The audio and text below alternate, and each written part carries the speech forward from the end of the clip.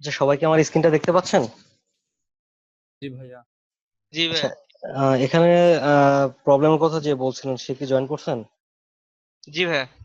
আচ্ছা, তাহলে আপনারটা দেখায় বাকিটা চলে আসুক। হয়তোবা আমি 10 মিনিট ব্রেক নিয়ে থাকি, তো অনেক সময় একটু আগে, আজকেও একটু আগে চলে আসলাম, তো এই জন্য হয়তোবা অনেকে আচ্ছা। জয়েন করতে দেরি হ্যাঁ। করছে। আপনার ওইটা আমি সমাধান দিচ্ছি।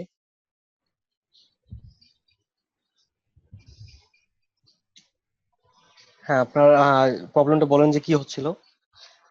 ভাইয়া একটা মানে লম্বা যদি একটা দাগ যদি নেই, মানে একটু আগে যে শেপটা দেখালেন, মানে আচ্ছা, একটা একটা কাঠের দাগ, মতো যদি আমি দাগ যদি নেই। একটা দাগ হ্যাঁ। নিলাম। হ্যাঁ, এখন এটাকে আমি 90 ডিগ্রিতে মানে ঘোরাবো আর কি, এটাকে আমি গোল করবো আর কি, একটার পর একটা একটার পর আচ্ছা, একটা এরকম করে গোল করবো। এবার একটা জিনিস লক্ষ্য করেন, সেটা অনেক গুরুত্বপূর্ণ, যেটা হচ্ছে যে ডিফল্ট একটা শেপ যখন আমরা নেই, তার ডিফল্ট একটা সেন্টার পয়েন্ট থাকে, যেটা এই যে মাঝখানে শো করছে। ঠিক আছে, এটা আচ্ছা। তার ডিফল্ট সেন্টার পয়েন্ট। হ্যাঁ। তো তারপরে হ্যাঁ। আমরা যেটা করি, এটা যখন আমরা কোনো সিলেকশন টুলের মাধ্যমে মুভ করি, তখন দেখেন ওই সেন্টার পয়েন্ট অনুযায়ী কিন্তু এটা মুভ হচ্ছে, ওটাকে সেন্টার ধরে সে কাজ করছে। আচ্ছা। ঠিক আছে, হ্যাঁ। আমি কন্ট্রোল জেটে হুম। ফিরে যাচ্ছি। যখন আমরা এখান থেকে রোটেট টুল অথবা রিফ্লেক্ট টুল ব্যবহার করি, রোটেট টুলে যাচ্ছে, তখন কিন্তু আমার মাউস ক্রসের সঙ্গে একটা টার্গেট চিহ্ন এবং এখানে সেন্টার পয়েন্টের সঙ্গে একটা টার্গেট চিহ্ন শো করছে। হুম। ঠিক আছে, তো এই টার্গেট চিহ্নটা আমার মাউস ক্রসের সঙ্গে যেটা আছে, যেটা আমি এখানে ক্লিক করব, এই সেন্টার পয়েন্টটা আমি যেখানে ক্লিক করব সেটা হবে আমার অবজেক্টের মধ্যবিন্দু। তাহলে এখান থেকে আমার এখানে একটু স্পেস দিচ্ছি। ঠিক আছে, একটু নিচে এসে ক্লিক করছি। নিচে ক্লিক করার কারণ হচ্ছে, যখন অবজেক্টটা এখান থেকে ঘুরবে, আমার এখান থেকে এতটুকু স্পেস যেন থাকে। ঠিক আছে, এখান থেকে আমি একটু আচ্ছা। স্পেস দিয়ে আল্টার চেপে ক্লিক করছি। আল্টার চেপে ক্লিক করলে কি হবে, যে এখান থেকে জিনিসটা কতটুকু রোটেশন হবে, এটা পপ আপ মেনু চলে আসবে, রোটেট অপশনটা চলে আসবে। তো আমার মধ্যবিন্দু এখন কোনটা আছে, এই যে একটা এখানে আমি ক্লিক করেছিলাম, এটা হচ্ছে আমার মধ্যবিন্দু। এইটা অনুযায়ী জি। কিন্তু আমার অবজেক্টটা ঘুরছে। ঠিক আছে, আমি প্রিভিউ দিয়ে দেখছি যে এখান থেকে কতটুকু ঘুরছে, 15 ডিগ্রি। তাহলে যদি আমরা 360 বলেছিলাম, 15 360-এর মধ্যে তো যায়, তাই না? জি। জি। কারণ এখানে হচ্ছে 15 15 30, 30 30 কত, 30 30 হচ্ছে 60। রাইট। হ্যাঁ। ঠিক আছে, এভাবে কিন্তু আমাদের অবশ্যই 360-এর মধ্যে যায়। তো সেক্ষেত্রে আমরা এখানে 15 দিলাম। আমি যদি 12.5 দিই, সেটাও যাবে, 12 দিলে যাবে। এখানে আমি যদি 30 45 যেটাই দিই সেটা যাবে। যে এখান থেকে আমি চাচ্ছি যে চারটা ভাগ করবো, সেক্ষেত্রে কি করব, এটা ডিফল্ট আছে, ডিফল্ট থেকে 90 ডিগ্রি করলে কি হবে, এই কর্নার দিকে চলে আসবে। তাহলে আমি 90 ডিগ্রি দিচ্ছি, এখানে চলে আসছে না? জি।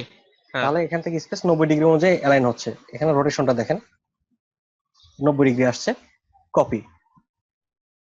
তাহলে এখান থেকে রোটেশন যদি 90 ডিগ্রি এই পর্যন্ত আসে, তাহলে এখান থেকে 90 ডিগ্রি এই সোজা হবে, তারপরে 90 ডিগ্রি এই পর্যন্ত আসবে।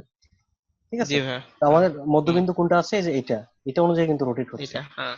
কন্ট্রোল ডি, হ্যাঁ। ট্রান্সফর্ম এগেইন, জি। Control D, transform again. এবার বুঝতে সমস্যা আছে? না ভাইয়া, ঠিক আছে। ওকে ভাই। আচ্ছা, আর অনেক সময় যেটা করে থাকি আমরা, যেটা হচ্ছে রোটেট টুল ব্যবহার করি, কিন্তু এটা এইরকম ভাবে আসে না। এটা আসার কারণ হচ্ছে যে আমরা রোটেট টুলে ডাবল ক্লিক করি। ঠিক আছে, তখন এটা ডিফল্ট যে অবজেক্টটা মধ্যবিন্দু ছিল, এখানে কিন্তু আমার রোটেট টুলটা কাজ করে। আমি কিন্তু এখানে ক্লিক করে বলে দিই না যে এটা মধ্যবিন্দু হবে, এখানে ডিফল্ট নিয়ে নিছে। সেক্ষেত্রে এখান থেকে আমরা যদি ক্লিক করি, যেমন এখান থেকে 15 ডিগ্রি দিচ্ছি, কপি, তখন কিন্তু এই মধ্যবিন্দু থেকে সে নিয়ে নিছে। ঠিক হুম। আছে, মানে এই সমস্যাটা অনেকের বেশি হয়ে থাকে। আচ্ছা, যখন আমাদের এরকম প্রয়োজন পড়বে, তখন আমরা এরকমই নিব। যেমন ধরেন যে এখান থেকে আমি একটা বৃত্ত নিচ্ছি, যে জন্ম নিবন্ধন যে সনদপত্রটা আছে, এর ভিতরে একটা জলছাপ আছে, যেটার ভিতরে এই ধরনের একটা ইফেক্ট দেওয়া আছে।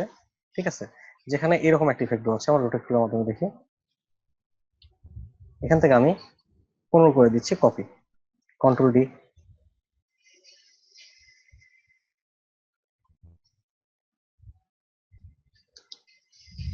ঠিক আছে, এরকম একটা ইফেক্ট ছিল যখন হাতে লেখা ছিল, তখন এরকম একটা ব্যাকগ্রাউন্ড ইফেক্ট ছিল, যেটা কালো কালার ছিল। আচ্ছা।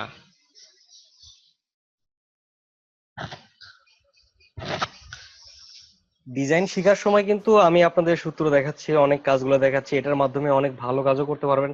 যে কোনো কাজের মাধ্যমে ভালো দিকেও কাজ করা যায় এবং খারাপ দিকেও কাজ করা যায়। তো আপনারা কাজ শিখে অবশ্যই 2 নম্বরে কিছু করার চেষ্টা করবেন না, ঠিক আছে? এগুলো থেকে বিরত থাকবেন। ভাই ফটোশপে তো আর 2 নম্বরে কিছু তো, মানে ইলাস্ট্রেটরে 2 নম্বরে তো কিছু নাই। ইলাস্ট্রেটর, ফটোশপ সবকিছুতেই 2 নম্বরে করা যায়। ঠিক আছে, যে আপনার একটা প্রাইভেসি লোগো আছে, সেটা কপি করা নিষেধ, আপনি কাজ জানেন, আপনি দেখে জিনিসটা কপি করতে পারলেন, এটা কপি করা তো ঠিক হবে না।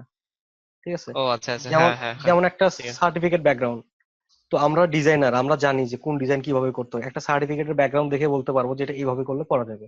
তখন আমি একটা সার্টিফিকেটের ব্যাকগ্রাউন্ড ডিজাইন করে প্রেসে গিয়ে প্রিন্ট করে যদি একটা সার্টিফিকেট তৈরি করি, এটা 2 নম্বর হয়ে গেল না? হুম, তো এই জন্য হ্যাঁ বলছি ভাইয়া। যে আপনারা কাজ শিখবেন, ঠিক আছে, কিন্তু এটা 2 নম্বর কাজে লাগাবেন না। জি ভাইয়া। তো এই যে আমি একটা শেপ নিলাম, এগুলো যখন আমরা অ্যাডভান্স কাজ দেখবো তখন কিন্তু আরো সুন্দর করে, এখান থেকে এক কালার আছে, ফিল কালার করে দিলাম, স্টেপ থেকে ফিল।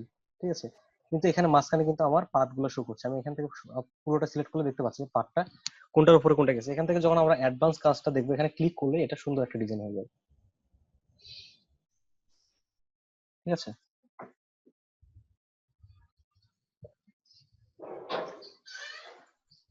তো এটা কি জন্য হইলো, মানে মাঝখানে ফাঁকা আসলো কি জন্য, এখানেই কেন ফাঁকা আসলো, মানে এই ধরনের অনেক প্রশ্ন আসতে পারে। ঠিক আছে, এগুলো নিয়ে আমরা আলোচনা করবো যে কোন টুলস এর মাধ্যমে এই কাজগুলো করা যায়, কেন এরকম হয়। ঠিক আছে, তো তারপরে এখানে যে যেটা আছে, যে আমরা এখান থেকে উইড টুলের কাজ দেখলাম, এই ফ্রি ট্রান্সফর্ম টুল, যেটা আপডেট ভার্সন যাদেরটা আছে, এখানে আমি এখানে সিলেক্ট করছি, দেখেন নিচে শো করছে, এখানে প্রথমত এখানে কিছু শো করছে না।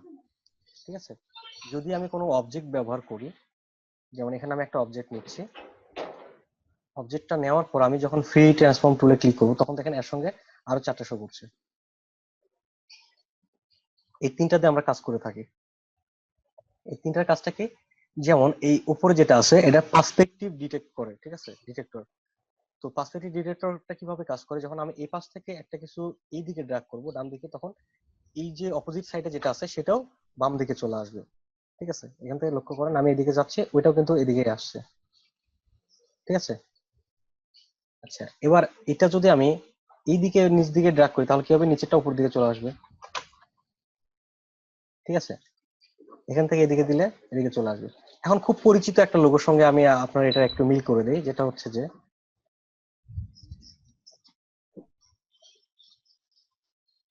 এখান থেকে আমরা কালারটা দেখে নিই।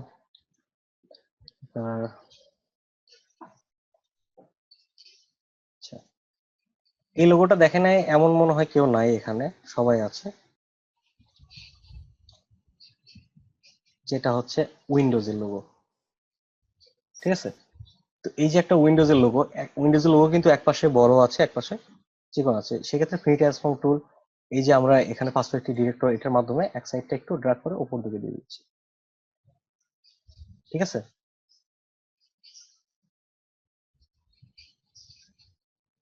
তো আমাদের যে টুলস গুলো আছে, টুলস এর বেসিকটা জানতে হবে, টুলস এর ব্যবহারগুলো আমরা সঠিকভাবে জানলে আমরা বিভিন্ন ক্ষেত্রে এগুলো প্রয়োগ করতে পারি। ঠিক আছে, আগে আমাদের ব্যবহারগুলো সঠিকভাবে জানতে হবে। আর আমি যেগুলো দেখাচ্ছি অবশ্যই প্র্যাকটিস করতে হবে, কারণ একটা জিনিস দেখতে খুব সহজ মনে হয়।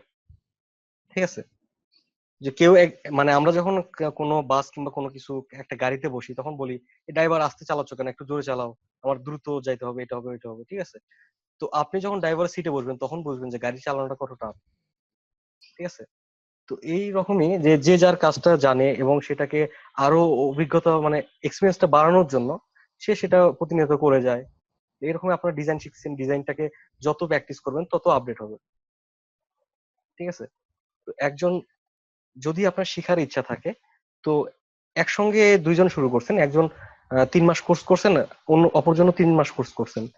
3 মাস দুইজনে একসঙ্গে কোর্স করার সময়, তো একজন কি করছে যে প্রতিনিয়ত সে প্র্যাকটিস করতো, আরেকজন প্র্যাকটিস করতো না।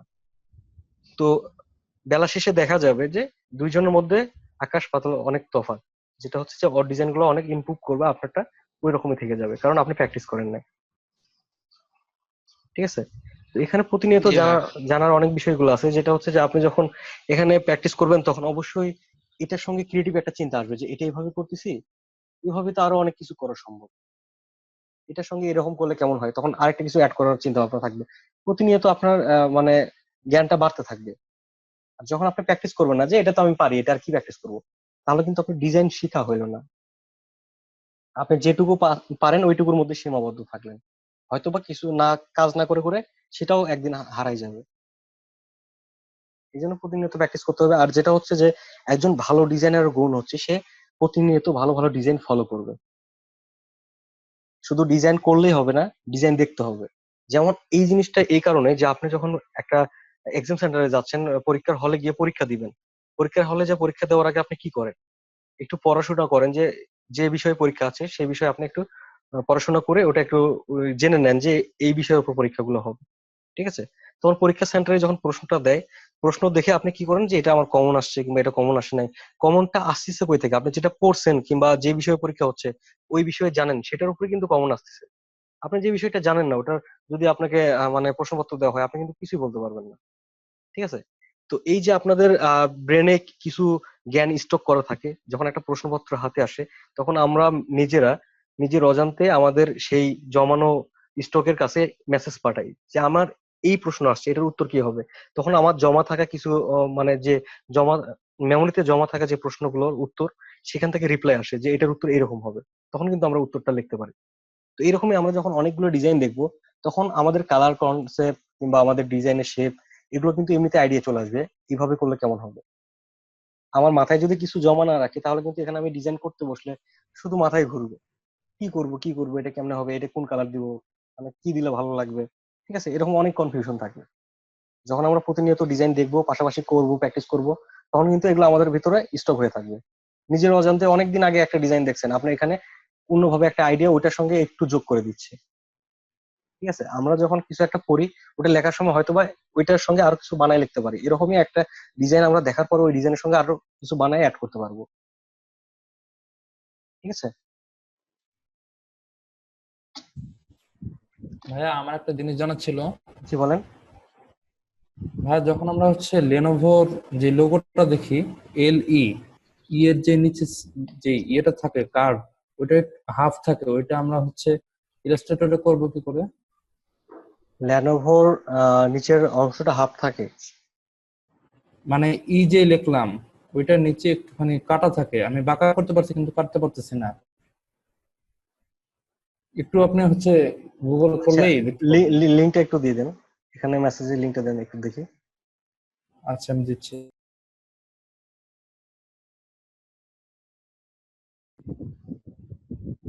আছে কিন্তু অনেক কম, মাত্র 20 জন আপনারা।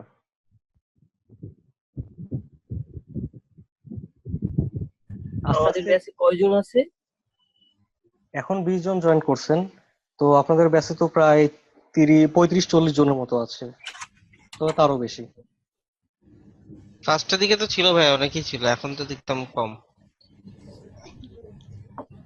প্রথম প্রথম সবার আগ্রহ থাকে, আস্তে আস্তে হারায় যায় যে পরের ক্লাসে ভিডিওটা দেখে নেব।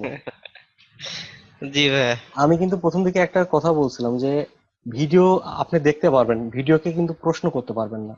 আর এখানে আপনার কিছু জানা থাকলে সেই প্রশ্নটা আমাকে লাইভে করতে পারতেছেন, সেটার অ্যান্সার পাচ্ছেন। ভাই ভিডিওতে আমি দেখে তারপরে সেটার অ্যান্সার পাবেন কিনা, ঠিক আছে, প্র্যাকটিস করার মন মানসিকতা থাকবে কিনা। ঠিক আছে। আর সবার সঙ্গে ভাইয়া একসাথে। লিঙ্কটা দিয়েছি। আর একটা জিনিস হচ্ছে কি, আমরা এখানে কিন্তু মজায় মজায় ক্লাস করার চেষ্টা করি। ঠিক আছে, একটা জিনিস মজায় মজায় শিখলে সেটা শেখার আগ্রহটা থাকে। ঠিক আছে, আমি কখনো কাউকে হার্ড করে ইয়ে করতে চাই না। ঠিক আছে, মজায় মজায় সবাই মানে ফ্রেন্ডলি একদম ইয়ে করে শিখতে চাই, যে সবাই ফ্রেন্ডলি প্রশ্ন যাতে করতে পারে, সবাই যেন উত্তর পায়। এখানে আপনারা 25-30 জন 40 জন যখন থাকবেন, 40 জন একসঙ্গে প্রশ্নগুলোকে উত্তর দেওয়া আমার পক্ষে সম্ভব হবে না, তাই না? তো আপনাদের যে সমস্যাগুলো আছে হয়তো বা আজকের ক্লাসে 2-4 জন প্রশ্ন করলো, পরের ক্লাসে 2-4 জন। তো আপনারা যদি এরকম অনেকে মনে করে থাকেন যে ভাইয়া শুধু তাদের প্রশ্নের উত্তর দিচ্ছে আমাদেরটা দেখছে না, এটা কিন্তু ভুল ধারণা হবে। ঠিক আছে, আমি কিন্তু সবাইকে একরকম করেই দেখি। আমি চাই যে আমার স্টুডেন্ট যখন আমার পরিচয় দিবে যে আমি সাকিব ভাইয়ের কাছে কাজ শিখছি, তখন কিন্তু দেখতে হবে যে সবাই যেন ভালো পারে। আমি কিন্তু হ্যাঁ ভাইয়া, এটা বলার জন্য অপেক্ষা করতেছি ভাইয়া। আচ্ছা, হ্যাঁ, লেনোভো। আচ্ছা ভাইয়া, আমি একটু দেখাই ভাই দাগ দিয়ে।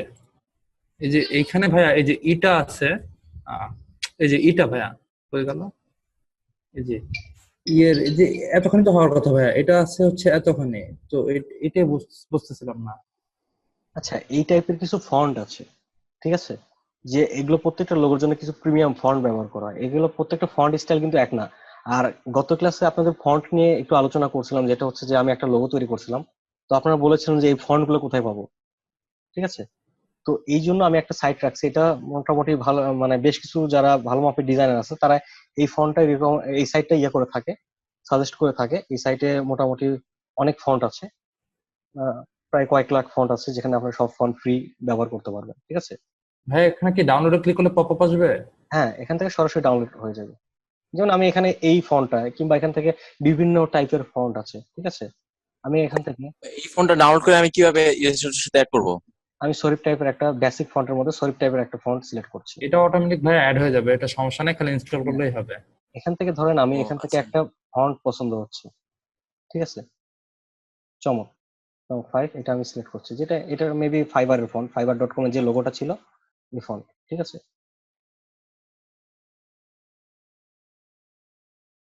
আচ্ছা, এখান থেকে আমি এটা ওপেন করছি, এটা কিন্তু ডাউনলোড হয়ে গেছে।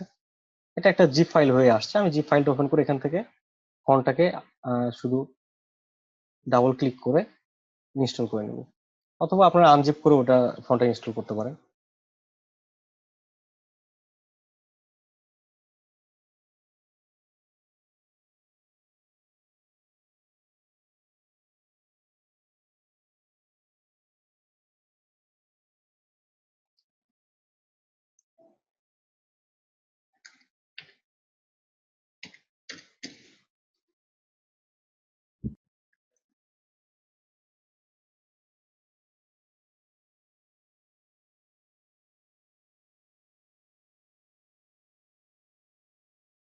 ফন্টটা লোড হচ্ছে, একটু সময় নিচ্ছে।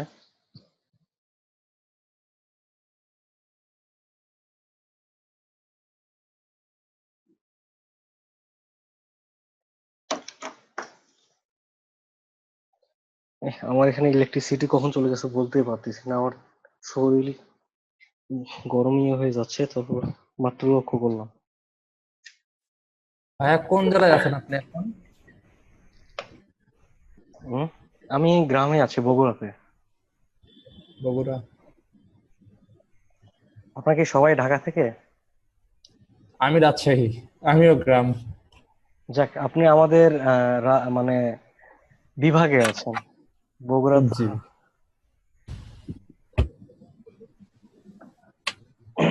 হ্যালো ভাই, আমার একটা কোশ্চেন ছিল।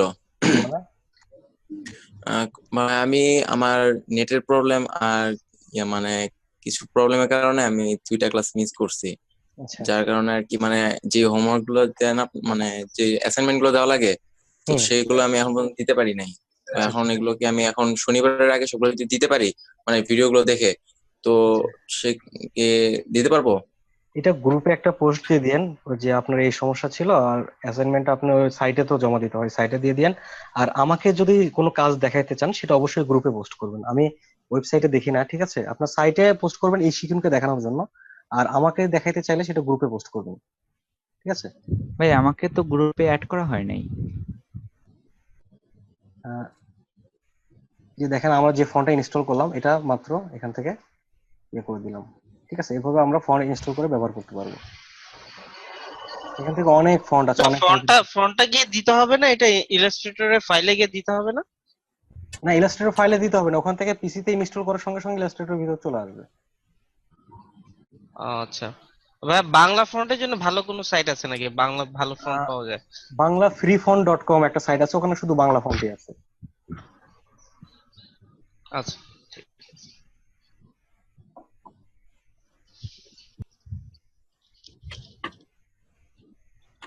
আচ্ছা, এখান থেকে আমরা ভাই আর কারো কোনো প্রশ্ন ছিল?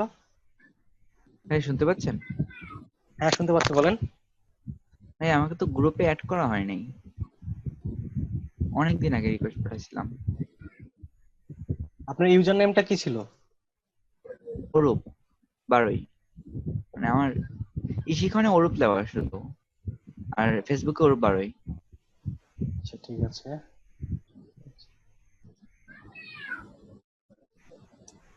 ও, হ্যাঁ, বাকিদের প্রশ্ন থাকলে বলেন, আমি এখানে কাজ অ্যাড করে নিচ্ছি। আচ্ছা ভাই, এটা এটা এখন কত নাম্বার ক্লাস চলতেছে? এটা মেবি 5 নম্বর ক্লাস চলতেছে। 5 নাম্বার। 3টা ক্লাস মিস করছি তাহলে। হ্যাঁ, আচ্ছা, আজকে আপনার রাকেট একটা লোগো দেখলাম, হ্যাঁ আপনি তৈরি করছেন, তো ভাইয়া ওইখানে এখানে আর কেউ বাকি স্কোয়ার। আছেন অ্যাড করার? আচ্ছা, 12 আপনাকে অ্যাড করে নিলাম, আর কেউ আছে?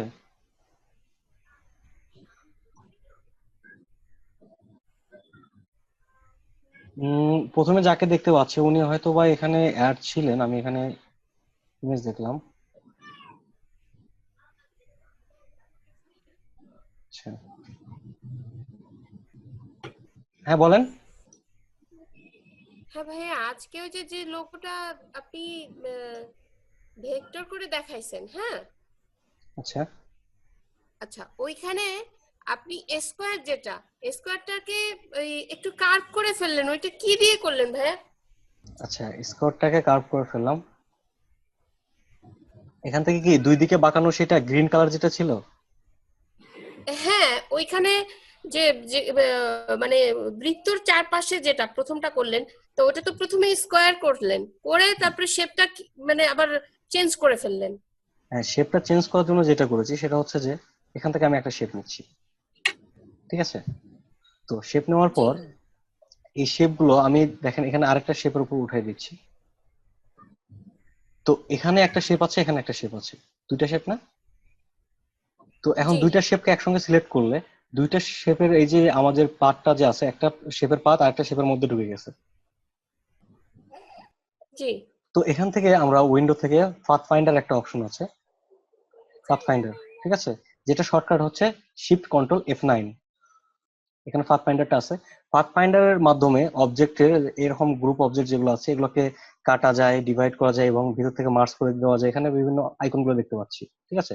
ডিভাইড করলে কি হবে যে আমি যে দুইটা অবজেক্টকে যুক্ত করেছি এই দুইটা অবজেক্টের মাঝখানে যে পার্টটা মানে ওভার হয়ে গেছে, যে একটার উপর আরেকটা উঠে গেছে, সে পর্যন্ত কেটে যাবে। এখানে ক্লিক করছি, ও তাহলে আমি এখানে ক্লিক করে এটাকে আনগ্রুপ করছি আবার। এখানে দেখেন আমি যে দুইটা এখানে মাঝখানে ছিল এটা কেটে আলাদা হয়ে গেছে, ঠিক আছে? ঠিক একই ভাবে এই নিয়মটাই ওখানে প্রকাশ করা হয়েছে যেভাবে, সেটা আমি দেখাচ্ছি। সেটা হচ্ছে যে এখানে একটা বক্স নেওয়া ছিল, নেওয়ার পর এখান থেকে আমরা একটা রেক্ট্যাঙ্গুলার নিছি, সরি লাইন সেগমেন্ট টুল নিছি। লাইন সেগমেন্ট টুল যখন এখান থেকে ড্র্যাগ করব, যখন আমরা শিফট ধরবো তখন একটা অ্যালাইন অনুযায়ী যাচ্ছে রোটেশন, এটা 90 ডিগ্রি 45 ডিগ্রি অনুযায়ী যায়, ঠিক আছে? এইভাবে যদি আমরা ইয়ে করি জি তখন কি হচ্ছে 45 ডিগ্রি অনুযায়ী। এখানে 45 এর পর যদি আমি যাই 90, ঠিক আছে, তাহলে এখানে এই কোণ অনুযায়ী আসতেছে। আসার পর আমি এটাকে অ্যালাইন করে নিয়েছিলাম, যে অ্যালাইন এখানে অপশন আছে, এখান থেকে সেন্টার করে নিয়েছিলাম, হরিজন্টাল ভার্টিক্যাল দুই দিকে সেন্টার করে থেকে সমান করে নিয়েছিলাম, ঠিক আছে? তো এইবার এখানে আমি একটা লাইন সেগমেন্ট টুল নিয়েছি। এই লাইন সেগমেন্ট টুলটা যখন আমি ডিফল্ট এখান থেকে কোনো রিফ্লেক্ট টুলে যাচ্ছি তখন এখানে ডিফল্ট সেন্টার পয়েন্ট কোনটা শুরু করছে, আমার লাইন সেগমেন্ট টুলের মাঝখানে এই অংশটুকু। তো এখানে আমি ডাবল জি ক্লিক করেছি, ডাবল ক্লিক করার পর এখান থেকে দেখেন এটা ভার্টিক্যাল হরিজন্টালি দেওয়া আছে। যদি এটা আমি ভার্টিক্যালি করি তাহলে কি হবে, প্রিভিউ দিলে এক পাশ থেকে আরেক পাশে শো করছে। তো আমি এখান থেকে কপি করছি, তাহলে কি আমার মূল যেটা ছিল সেটা ঠিক আছে, পাশে আরেকটা এখান থেকে অপোজিট সাইডে কপি হয়েছে। এবার এই দুইটার সঙ্গে এই যে যে অবজেক্টটা আছে বক্সটাকে সিলেক্ট করলাম, তাহলে কি হলো, আমার এখানে দুইটা লাইনের সঙ্গে বক্সটা সহ সিলেক্ট হয়ে গেল, ঠিক আছে? তো এবার আমরা পাথ আচ্ছা ফাইন্ডারে গিয়ে এখান থেকে ডিভাইডের কাজটা কি, যে আমার অবজেক্টের উপর যে লাইন কিংবা যে শেপটা থাকবে এখান থেকে ডিভাইড করলে সেই শেপ অনুযায়ী কেটে যাবে। তো আমি এখানে ক্লিক করলাম, জি তাহলে এখানে কয়টা কি হয়ে গেল, এখান থেকে চারটা ভাগ হয়ে গেল, ঠিক আছে? তো এখান থেকে আমি রাইট বাটন ক্লিক করে আনগ্রুপ, আনগ্রুপ করার পর এটা চাইলে এখান থেকে সরাই নিতে পারি। তো সরাইলে তো আমার স্পেসটা ঠিকভাবে বোঝা যাবে না যে কতটুকু স্পেস সরে যাচ্ছে। তো এক্ষেত্রে এটাকে ও ঘোরানোর জন্য আমি কি করেছি, রিফ্লেক্ট টুল ব্যবহার করেছি।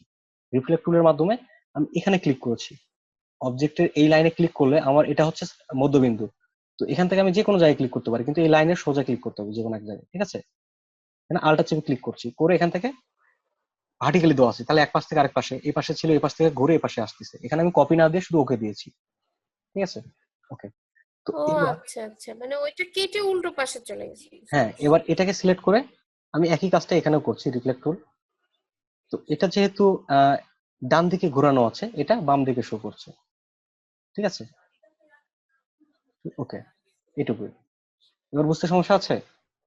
না, বুঝছি হ্যাঁ। আচ্ছা, আর কারো কোনো প্রশ্ন আছে? না ভাইয়া, ঠিক আছে। আপনাদের যে মানে এই তিন চারটা পাঁচটা ক্লাস চলতেছে, পাঁচটা ক্লাস না কয়টা চলতেছে আজকে?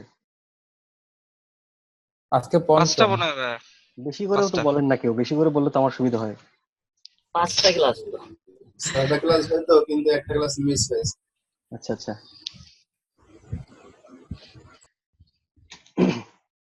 যাই হোক, আমি একটু মজা করে, কেউ কিছু মনে করেন না, ঠিক আছে? হ্যাঁ ভাই, এই জায়গায় যে জিনিসটা হচ্ছে এখান থেকে আমরা দেখলাম কোন পর্যন্ত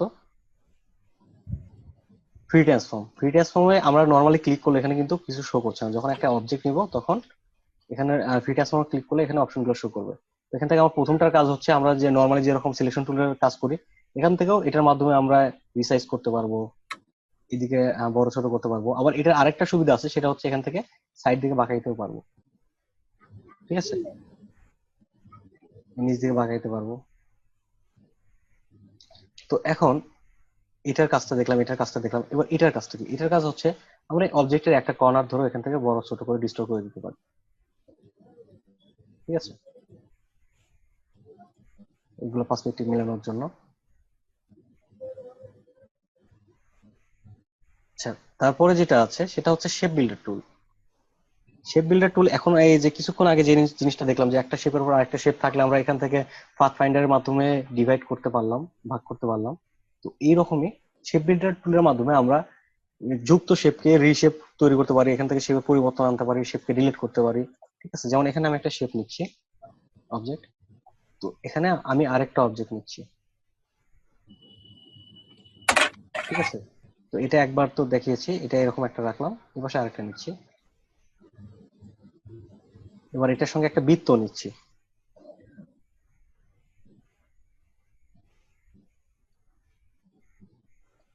বৃত্তটা এতটুকু করছি। আচ্ছা, এবার লক্ষ্য করেন এখানে আমি দুইটা অবজেক্টকে সিলেক্ট করছি, করার পর আমি শেপ বিল্ডার টুলে যাচ্ছি, যেটা শর্টকাট হচ্ছে শিফট এম। ঠিক আছে, এখানে যাওয়ার পর এটা সিলেক্ট, আমার অবজেক্ট সিলেক্ট থাকা অবস্থায় আমি যখন শেপ বিল্ডার টুল নিচ্ছি তখন শেপ বিল্ডার টুলটা আমি আমার অবজেক্টের উপর রাখলে এগুলো প্রত্যেকটা ভাগ শো করছে। ঠিক আছে, একটা শেপের উপর যতটুকু উঠে গেছে ততটুকু আলাদা শো করছে, এখানে শো করছে। আমি এখানে আমার মাউস কুর্সরের সঙ্গে কি আছে, প্লাস চিহ্ন আছে। তো আমি যদি এখানে ক্লিক করি তাহলে কি হবে, এটার সঙ্গে এটা যোগ হয়ে যাবে। ড্রাগ করলাম, এটা যুক্ত হয়ে গেল, এটা দুইটা মিলে একটা অবজেক্ট হয়ে গেল। ঠিক আছে, তো এখানে আসছি, এটার ক্ষেত্রে আমি এখানে যেটা করব শেপ বিল্ডার টুলে যাচ্ছি, এখানে প্রত্যেকটা পার্ট আলাদা শো করছে। আমার যেটা প্রয়োজন নাই সেটার ক্ষেত্রে আমি কিবোর্ড থেকে আল্টার চাপবো, তখন দেখেন মাউস কুর্সরে একটা মাইনাস চিহ্ন শো করছে, এখানে ক্লিক করলে এটুকু মাইনাস হয়ে যাবে। ঠিক আছে, এখানে দুইটা পার্ট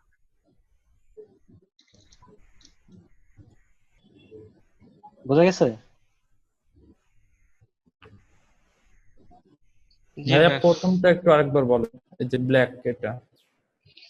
আচ্ছা, ধরেন এরকম আমি কয়েকটা শেপ নিচ্ছি, এটা আমি দুইটা দেখিয়েছি, হয়তো বা অনেক ক্ষেত্রে অনেকগুলো হতে পারে। আমি এখানে তিনটা চারটা নিচ্ছি, চারটা নিলাম, চারটা শেপকে একসঙ্গে সিলেক্ট করলাম, করার পর এখান থেকে আমি শেপ বিল্ডার টুল নিলাম, নিয়ে এখান থেকে চাচ্ছি যে এই তিনটাকে এই পর্যন্ত আমি ড্র্যাগ করে এক করে দিলাম শেপ বিল্ডার টুলের মাধ্যমে, এই তিনটা মিলে একটা অবজেক্ট। এখন এই মাঝখানে আমি চাচ্ছি যে এইটুকু থাকবে না, আল্টার চেপে ক্লিক। ঠিক আছে, এখানে দেখেন টোটাল দুইটা অবজেক্ট, এখানে একটা, এই পুরোটা মিলে একটা। এটা পুরোটা মিলে একটা হওয়ার কারণ হচ্ছে এখানে আমি ড্র্যাগ করে দিয়েছিলাম, প্রত্যেকটা যোগ হয়ে গেছে। হ্যাঁ জি ভাইয়া, বুঝতে পারছি। ওই যে অল্টার করছিলাম তো তাই মাইনাস হয়ে গেছিল, তাই বুঝতে পারি নাই। হ্যাঁ,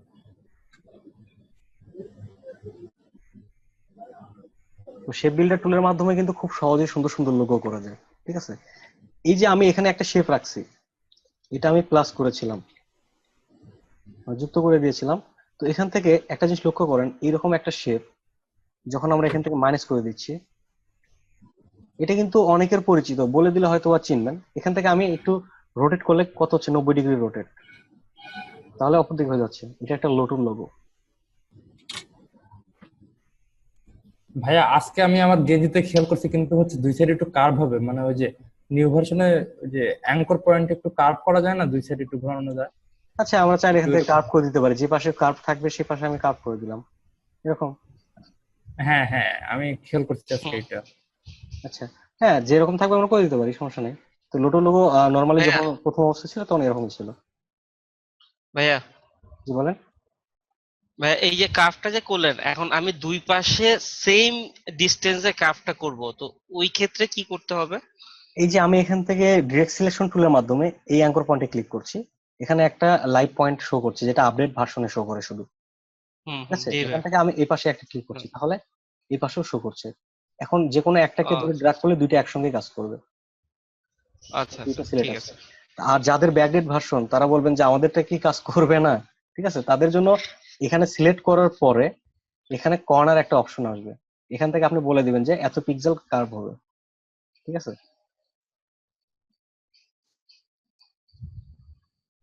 ঠিক আছে। এই কার্ভটা শুধু এদিকেই করা যায় না, আরো দুই ভাবে করা যায়। এই কার্ভ কর্নার অপশনে ক্লিক করলে এখানে আরো দুইটা অপশন দেখতে পাবেন, এটা উল্টা দিকেও করতে পারবো। ঠিক আছে,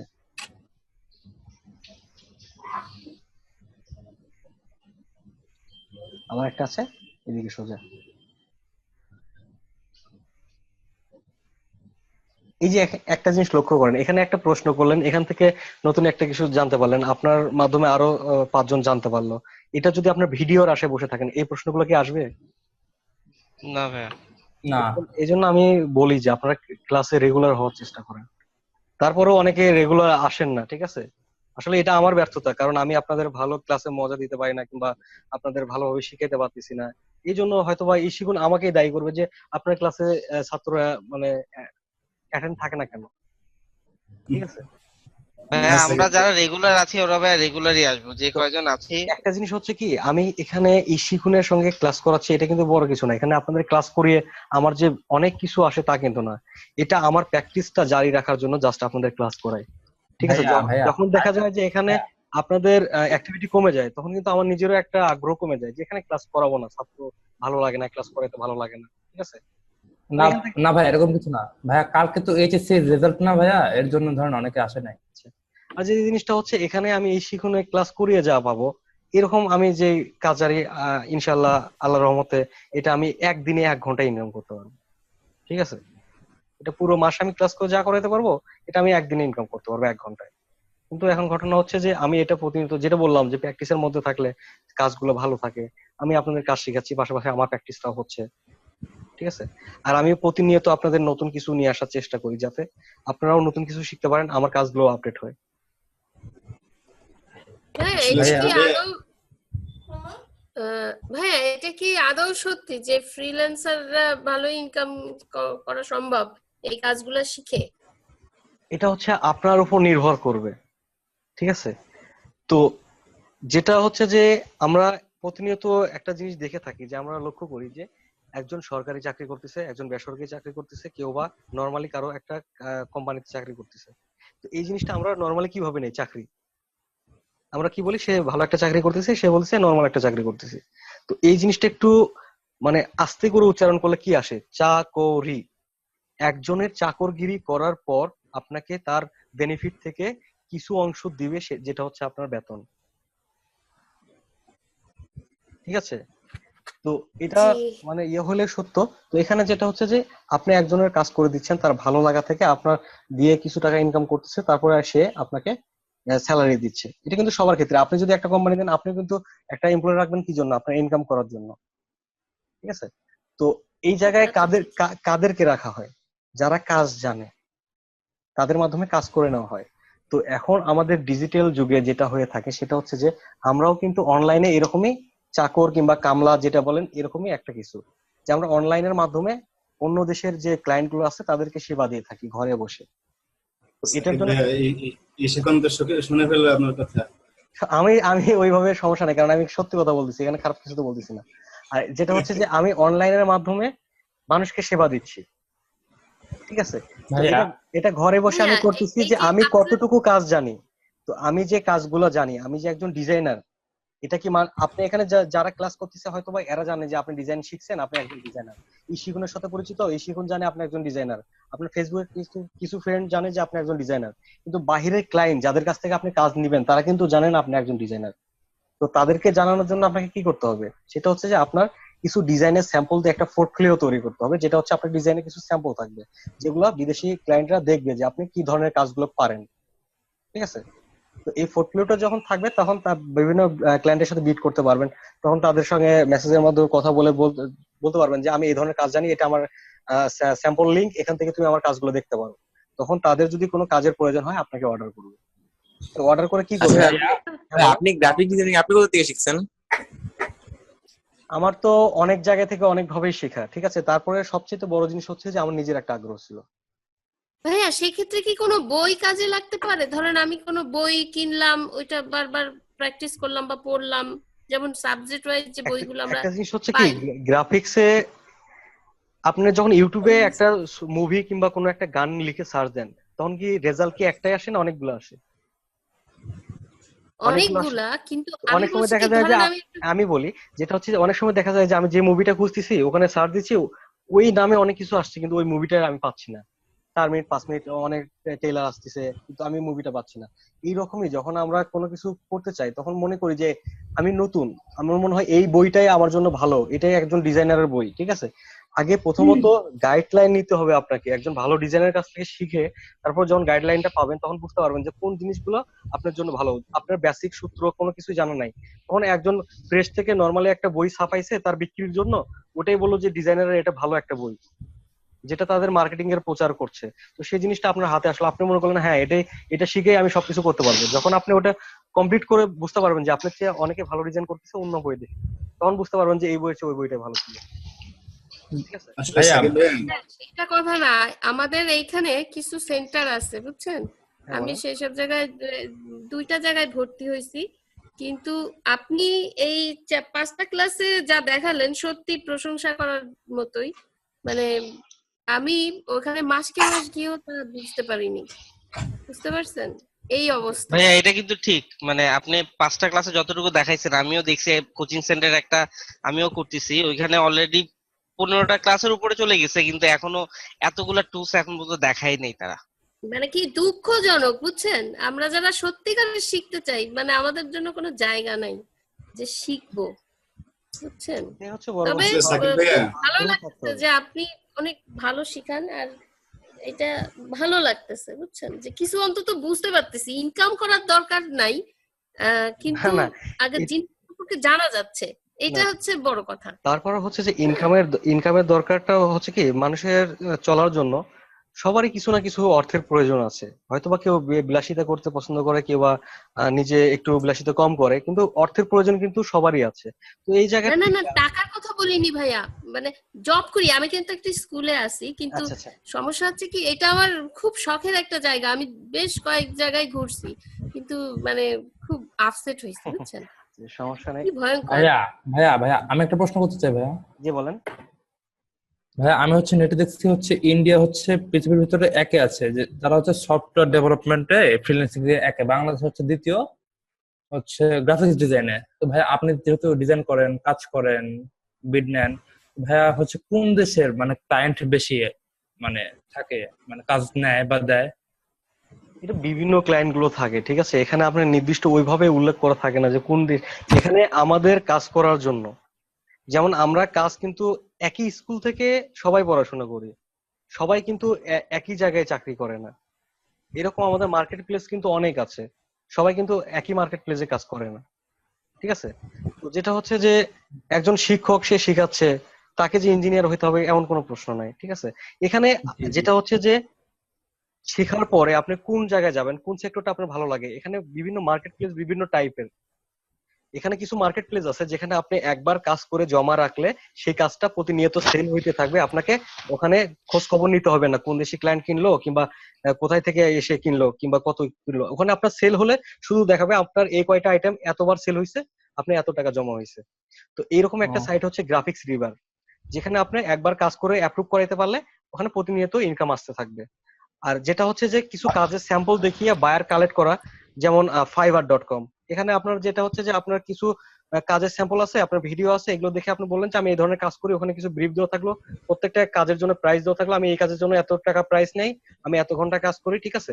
তখন ওইটা দেখে একজন ক্লায়েন্ট বললো যে আমার এই ধরনের কাজ আছে, এটার জন্য তুমি কত নিবে, তখন বিট করে আপনার স্যাম্পলটা দেখে সে আপনার সঙ্গে মেসেজে কথা বললো, বলার পর যদি আপনার ভালো লাগে তখন আপনি তার কাজটা অ্যাপ্রুভ করে নিলেন, ঠিক আছে। ভাইয়া আপনি কোন কোন সাইডে কাজ করেন একটু যদি বলেন। আমার বলতে গেলে জগা খিচুড়ি, আমি কখন কই কাজ করি তার কোনো ঠিক নেই। ভাইয়া আমাদের আসলে কি ভাইয়া,